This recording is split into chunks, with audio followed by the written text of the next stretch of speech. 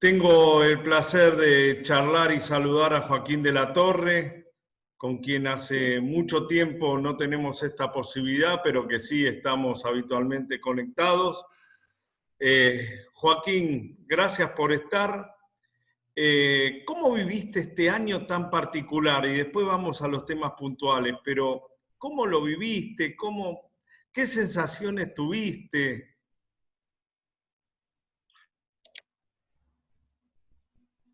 Muy triste, de mucha tensión, de mucho nerviosismo, de descubrimiento de cosas que uno no conocía, tratando de escuchar mucho, de leer mucho y de aprender mucho. Pero bueno, no podría ser sincero si no dijera que la tristeza y en algunos casos hasta la desilusión fueron sentimientos que he tenido a lo largo del año. ¿Por qué crees que en una situación tan delicada y tan extrema todavía no se convocó como corresponde a una verdadera unión nacional y también para buscar las mejores salidas a una situación de crisis como la que atravesamos? Bueno, claramente que creo que muestran muestran blanco sobre negro un poco sin duda los peores lados oscuros de nuestra dirigencia política, ¿no? O sea, en el fondo muestra, cuando alguien no convoca a otro para colaborar, para ayudar, para escuchar, en realidad lo que está diciendo es, yo solo me alcanzo, no te necesito, yo sé, vos no sabés. Es un acto de soberbia muy grande. Creo que el gobierno lo ha tenido a lo largo del año. Creo que la oposición, tratando de ayudar, en el mejor de los casos, no colaboró con su silencio, porque uno tiene formas de decir las cosas, las puede decir las cosas que no opina igual o que cree que puede ayudar para mejorar, las puede decir en privado, no públicamente.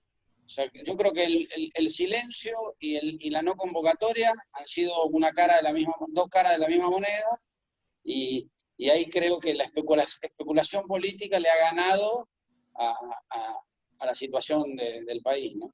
Pero hubo también alguna etapa cuando la primera foto fue mi amigo Horacio. Posteriormente esa foto no sé si fue obligada, si se hizo por convicción o por qué motivo se rompió toda. Y la otra foto desencadenante fue el día donde se convoca a Olivos para reforzar una institucionalidad que se preveía con cierto riesgo por la protesta policial, y ahí se conoce la quita de los fondos a la ciudad de Buenos Aires. ¿No has visto en estos dos procesos como momento de ruptura quizás sin retorno posterior?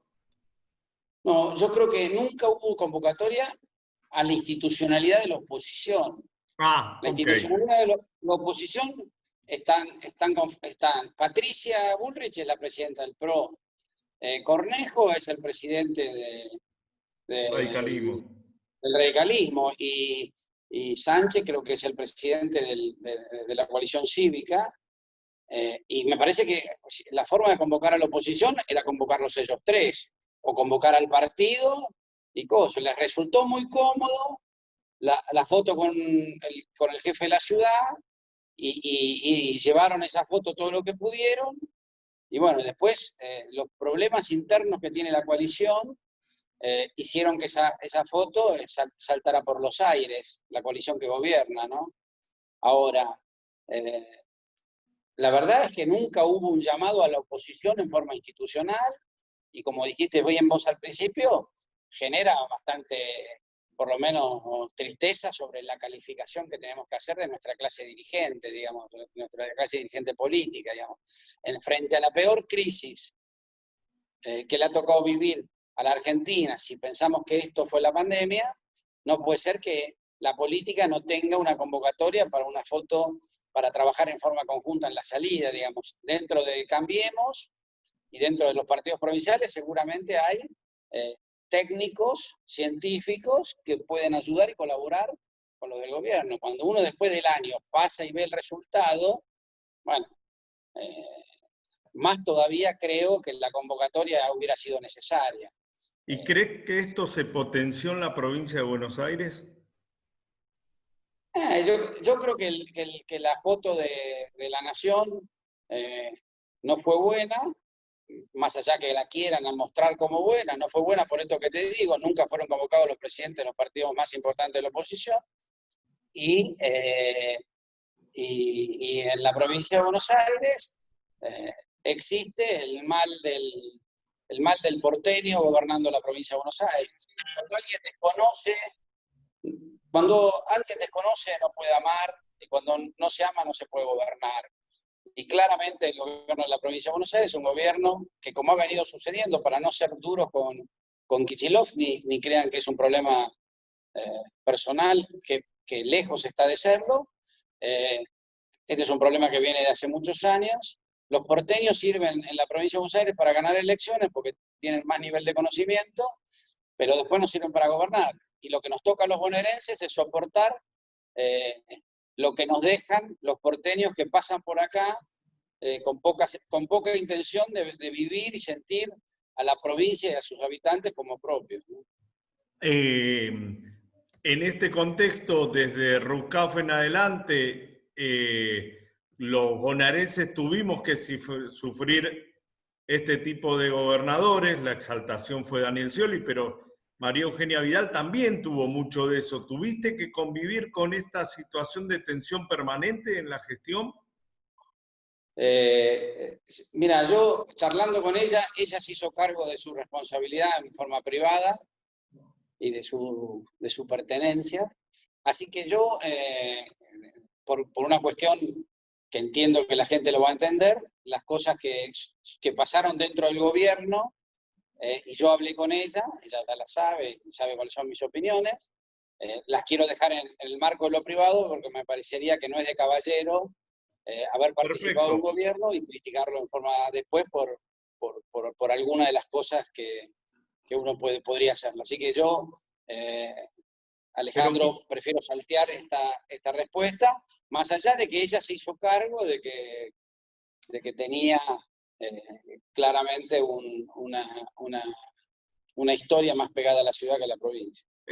Yo lo marcaba en el marco de la contextualización general de la política bonaerense, y hoy hablando con Nicolás Massot, él me comenta algo que a mí se me había pasado quizás por otro carril, que la ciudad de Buenos Aires, al hacer política, lo entiende como Estado único la ciudad de Buenos Aires, y la provincia de Buenos Aires se debe entender desde la idiosincrasia de por lo menos 135 localidades, que a su vez tienen diferentes idiosincrasias locales.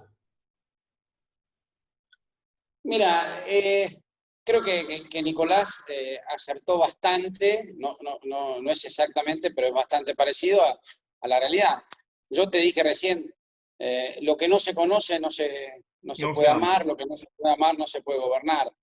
Vienen a gobernar la provincia de Buenos Aires desconociendo que hay 135 socios en el buen sentido para el buen gobierno. Y esos 135 personas, que son los intendentes, fueron elegidos por su pueblo.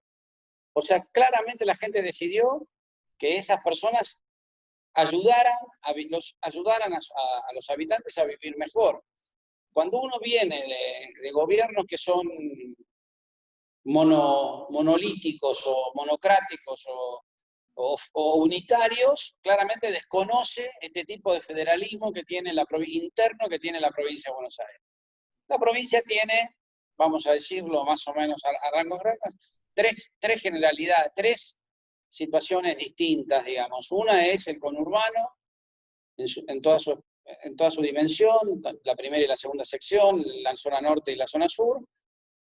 Lo segundo es todo lo que sucede de la Ruta 6 para el interior de la provincia, Y la excepción a esto es las grandes ciudades que hay, digamos, en el interior, como pueden ser Mar del Plata, Bahía Blanca, San Nicolás, que La por ahí Plata. tienen una mezcla más parecida a, a una mezcla entre el interior y el conurbano, digamos, porque ya tienen sus propios barrios carenciados, sus propias realidades de ciudades grandes.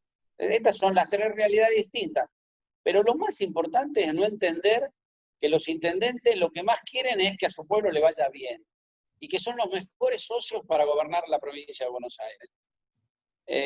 El último intendente que gobernó la provincia de Buenos Aires fue Eduardo Duhalde, que fue el mejor gobernador de la provincia de Buenos Aires, de la democracia para acá, sin duda para mí, lo digo, que cometió un solo error, que fue poner a Rucauf como candidato a gobernador, no por Rucauf, sino porque empezó a hacerse costumbre esto de dejar personas más relacionadas con la ciudad de Buenos Aires, porque claramente todos miramos los medios nacionales, entonces todos sabemos lo que pasa en la nación y conocemos a los políticos nacionales o a los de la ciudad, y no dejar una persona como podría haber sido el mismo Felipe, con posibilidad de gobernar la provincia de Buenos Aires. ¿Y cómo van a hacer para evitar que eso se produzca de nuevo en un frente político que hoy se advierte como opositor, pero que puede ser mucho más amplio, que puede ser mucho más cerrado? Pero ¿cómo se hace para evitar esto? Bueno, lo primero es empezar a instalar el tema como una realidad, digamos. Nosotros no tenemos problemas con las personas, no, yo no tengo diferencias personales ni con Rukauf, ni con Kichilov, ni con Daniel Scioli. Lo que tengo es, para mostrar son datos objetivos. Dicen la provincia no es gobernable, la provincia es ingobernable. No. Lo primero que hay que entender es cómo funciona la provincia. Una vez que entendamos cómo funciona la provincia, y esto lo entendemos los bonaerenses, aquellos que fuimos intendentes, aquellos que han sido legisladores. Entonces la idea es empezar a construir un espacio político donde la experiencia de gestión, los años de mostrar que se han hecho las cosas bien y cómo se han hecho, pasan a ser un valor importante en la construcción política, digamos. Si nosotros siempre estamos pensando en sumar políticos que se sacan fotos con mascotas para mostrar que les interesan los animales, o que se sacan fotos con chiquitos de guardapolvo para mostrar que les importa la educación pública, lo que termina pasando es lo que viene pasando. Es importante empezar a construir y hablar de un espacio político que tenga una mirada basada en la experiencia de la gestión. Hay que construir un espacio con intendentes, con exintendentes que han mostrado a lo largo de estos años saber cómo se hace y cómo se gobierna los distintos lugares de la provincia de Buenos Aires. Esto lo hicimos ya en el 2013 con Sergio y lo vamos a volver a hacer ahora con la intención de construir un frente opositor, pero donde el peso de la experiencia y el trabajo acreditado en distintas localidades pase a ser el eje común, digamos. Ya hay que dejar de mentirle a la gente y decir que y mostrar políticos que dicen que les importan cosas porque se sacan fotos en determinados lugares, y hay que empezar a mostrar políticos que se han ido bien de sus distritos, que han gobernado, que no han tenido déficit, que han logrado que administraciones prolijas y que han entregado sus municipios en orden o que los gobiernan en orden. Aquel frente renovador del que hablabas estaba lleno de expectativas y también había generado una experiencia transversal también, porque se incorporaban quizás dirigentes de otros segmentos políticos, no solamente los que se conocía para el peronismo o el kirchnerismo. Hoy, en privado, muchos opinan que es obligatorio para la provincia de Buenos Aires regenerar algo parecido. Pero a diferencia de entonces, yo no veo tan claro la decisión, la idea rectora de generar este ámbito. ¿Vos lo ves? Alejandro, esa decisión está tomada ya. Esa decisión ya está tomada y ya hay un montón de compañeros que estamos trabajando, compañeros, no compañeros, en la construcción de este espacio. Cuando llegue el momento se va a dar a luz, pero hoy no importa desde dónde se convoque, sino claramente el proceso que viene tiene que ser un proceso donde el conocimiento del gobierno, la experiencia del gobierno, el amor por la gente que vive en esta provincia pase a ser el eje central. Y no la foto, y no la imagen que sirve para subir en conocimiento, pero que no sirve después para gobernar. Tenemos que empezar a dejar y de ser cómplices en la mentira de la política a la gente. Hay que terminar con esto, porque esto muchas veces sirve para ganar elecciones, pero también después sirve para generar las peores decepciones. Todos esperan que el gobierno que viene sea bueno y en el fondo rascamos poco en la profundidad de aquellos que nos van a gobernar. Y esta es la consecuencia y este es el problema. Entonces, bueno, ¿dónde estuvo fulano? ¿Qué hizo? ¿Dónde estuvo Mengano? ¿Qué hizo? Eso es mucho más importante que si se saca fotos besando a mascotas, o si se saca fotos con chicos de guardapolvo, o si... porque esas son cosas que no tienen profundidad y que sirven desgraciadamente para engañar a la gente. Hay que terminar con eso porque después la gente se decepciona y vienen desilusiones. Argentina ha tenido durante estos 36 años de democracia, ayer cumplíamos 37 años de democracia, ininterrumpida, es el periodo más importante de los últimos 100 años en la historia de la Argentina, lo cual no deja de ser una cosa muy valorable, pero claramente esa democracia no debe ser la excusa o el escudo que la mala política tenga para seguir viviendo cómoda y bien, jodiéndole la vida a la gente. Porque cuando uno mira la educación, cuando uno mira el alimento, cuando uno mira la vivienda, cuando uno mira la seguridad, los índices de estos años dan mal, dan muy mal. Cuando uno mira los índices de la pobreza, dan muy mal. Y entonces, si la democracia, con la democracia se educa, si con la democracia se come, si con la democracia se cura, ¿por qué no es lo que le ha pasado al pueblo argentino en estos años? Y de la respuesta, claramente, no hay que echarle la culpa a la democracia, hay que echarle culpa a la política.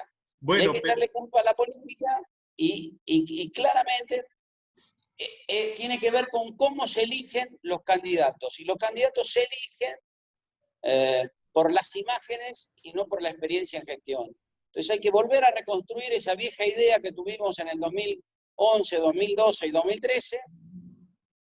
Hay que salir de la personalización de la política y hay que mostrar valores que tienen que ver con bienes para la gente. Bueno, y yo ahora te voy a dar un ejemplo que vos lo vas a saber muy bien, digo, porque los conocés. Digo, hay localidades que la sociedad no se modificó, es decir, que siguió siendo siempre el mismo vecino, la misma vecina, el mismo abuelo, el mismo comerciante, y sin embargo tuvieron la posibilidad de transformarse y de mejorarse. Hay un montón de ejemplos en este sentido en la provincia de Buenos Aires. San Miguel es uno, San Fernando es el otro, Tigres otro, me voy para el oeste, Morón, Vicente López pudo dar un salto de calidad después del japonés García inclusive. Es decir, vos lo notás. Ahora, para las actuales autoridades, la culpa es de la opulencia de los porteños. ¿Es así? No, yo creo claramente que el gobierno de la Ciudad de Buenos Aires es un gobierno que tiene dinero cómodo para administrarse y tener la posibilidad de administrar mejor, que es dinero en su mayoría es dinero que pagan los porteños. Sin duda, el gran problema de todos estos años de la democracia la víctima ha sido la provincia de Buenos Aires. No creo que la culpable haya sido la ciudad. Sí creo que el culpable ha sido la política nacional. En muchos casos la condescendencia de la política bonaerense. No es casualidad que aquellos que en su momento maltrataron a la provincia de Buenos Aires durante 12 años de gobierno, llevándola a los peores índices de coparticipación, me estoy refiriendo al gobierno kirchnerista, hoy como gobierno les toca gobernar a ellos por primera vez, con el gobernador a la cabeza, la provincia de Buenos Aires se empiezan a preocupar. Ahora digo, ¿quién hizo el daño? ¿En qué momento de la historia se hizo el daño? Claramente el momento de la historia donde peor estuvo la provincia de Buenos Aires en índice de coparticipación fue con el kirchnerismo en el gobierno nacional. Entonces, que ahora se hagan las víctimas desde el gobierno de la provincia causa, en principio digo, para aquellos que venimos haciendo política, que conocemos la provincia y la película, no nos preocupa no solamente la foto, nos causa bastante gracia. Ahora, si nosotros vamos a distribuir el dinero por el espécimen o con el criterio de amigo-enemigo, si vamos ese va a ser el único valor o bien o medida a través del cual se va a hacer el reparto del dinero, digo, bueno, vamos a terminar mal, seguro que vamos a terminar mal. Si lo hacemos con datos y con medidas objetivas, vamos a tener muchas más posibilidades. Y bueno, es verdad que la provincia de Buenos Aires, respecto a las provincias del norte y la ciudad mucho más, tienen algunas ventajas. Por ejemplo, tienen el puerto más cerca, y eso es una ventaja sin duda para el trabajo y para el comercio. Tiene una ventaja respecto a la provincia del norte. Entonces, bueno, ese es un tema que hay que medir. Ahora, sin duda, la forma en que se ha distribuido el dinero, en la forma en que se recauda el dinero y entre que se distribuye, no ha sido virtuosa en los últimos años, y esto tiene que ver con que muchas veces la obligación de la función no tiene que ver con el cobro del dinero. Muchas veces, mientras ha transcurrido estos 37 años de democracia, lo que ha pasado es que los gobiernos locales cada vez se han tenido que hacer cargo de más responsabilidades, porque la política es al político que tiene más cerca, la población al político que tiene más cerca es al intendente, entonces le reclama más soluciones, el intendente se preocupa por empezar a darlas en muchos casos y empieza a asumir costos que no le corresponden a su función ni a su estructura de ingresos. Entonces, cobran más impuestos los intendentes, se preocupan por conseguir más coparticipación, y todo ese proceso tiene una disociación entre responsabilidades y funciones y cobro de ingresos. Entonces, cuando uno mira la escala, lo que termina pasando es que del total de dinero que se cobra a nivel nacional, que cobra el Estado entre los tres niveles, la mayor cantidad de la torta se la queda el Estado Nacional, la segunda en forma importante las provincias, y la última en una parte pequeña los municipios. Ahora, en la vida de todos los días de los ciudadanos, sin duda, los municipios tienen mucho que ver y son los que prestan muchas de las soluciones o de las cuestiones que hacen que un ciudadano termine viviendo más cómodo, más seguro, y etcétera, etcétera. Entonces, lo que hay que rever es quiénes cobran impuestos y cómo se distribuyen los mismos.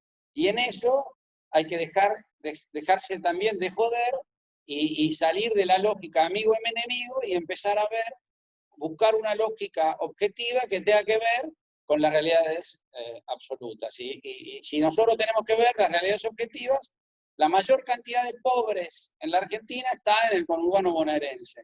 Y cuando uno mira la inversión pública que se hacen los 3 niveles de gobierno en el conurbano, se va a mirar objetivamente que es el lugar donde menos plata invierte el Estado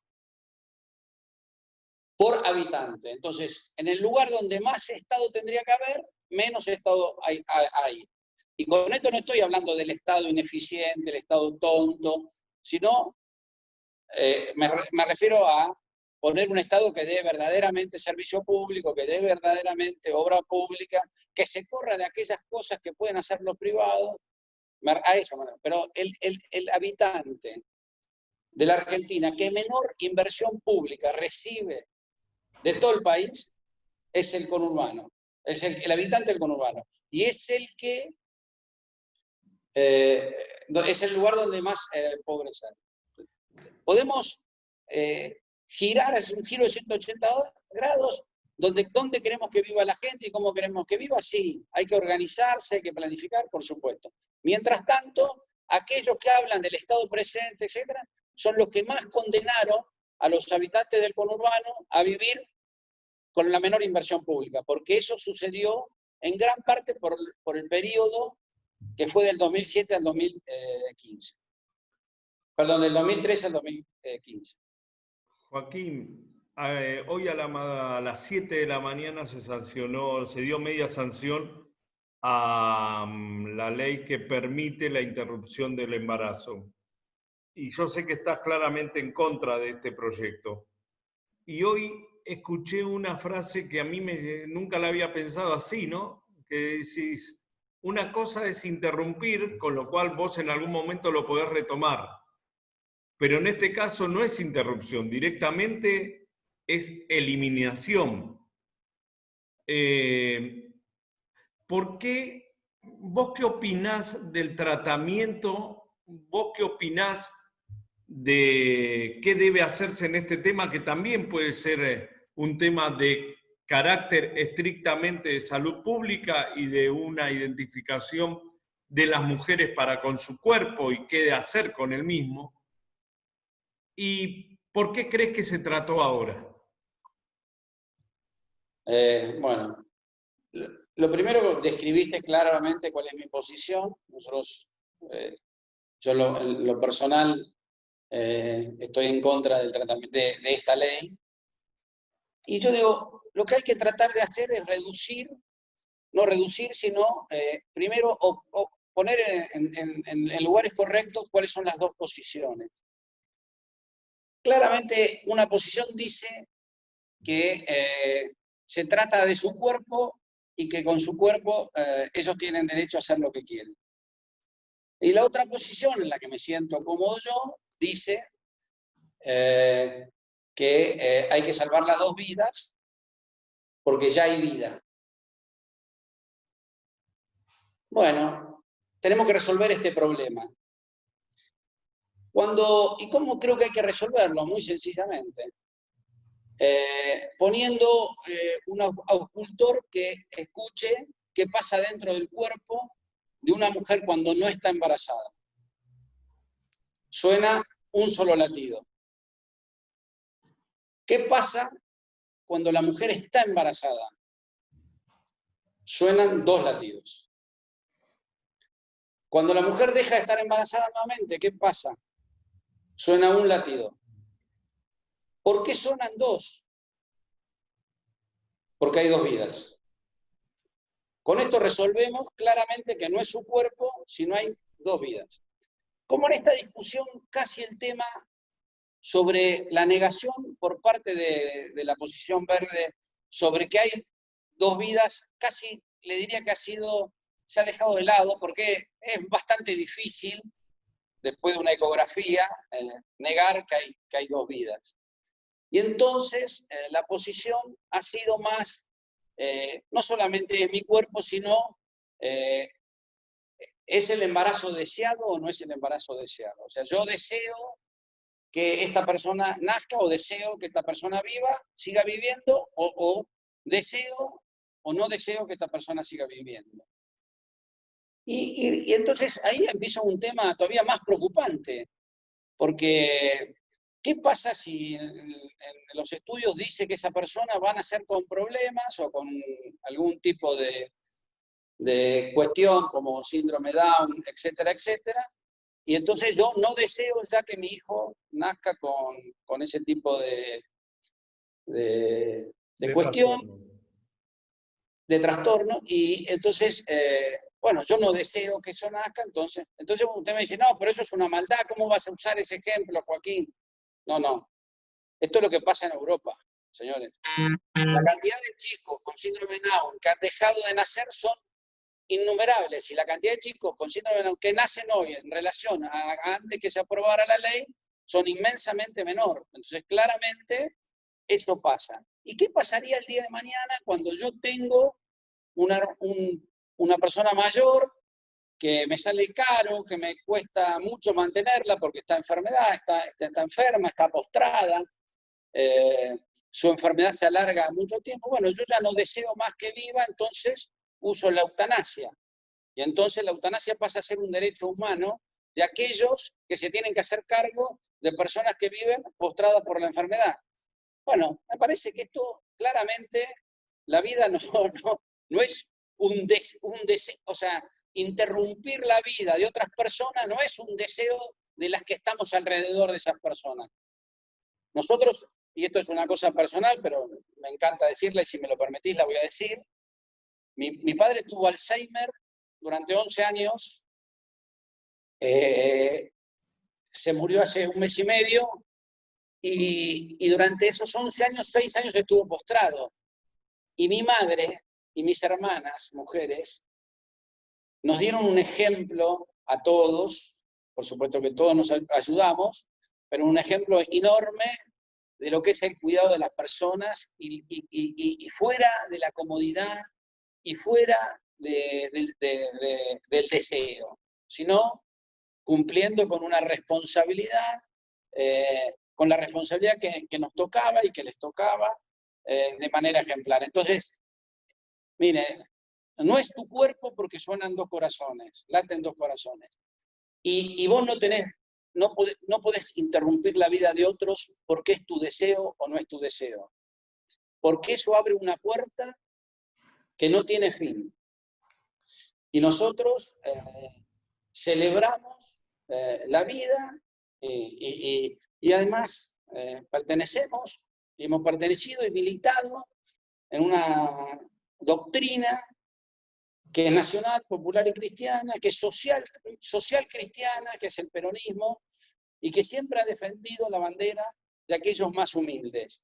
Que hoy, aquellos que fracasaron en los 70 con el entrismo, hayan tomado al movimiento nacional justicialista, con el entrismo de ideologías que les son ajenas y lo conduzcan, no quiere decir que estas ideas tengan que ver con la doctrina.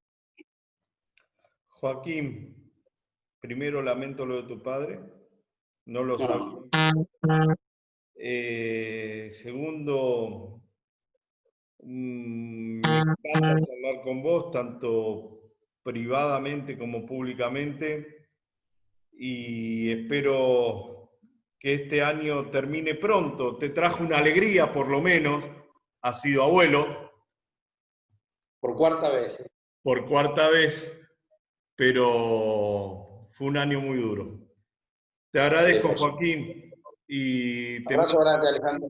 y que empieces lo mejor posible el año próximo. Gracias.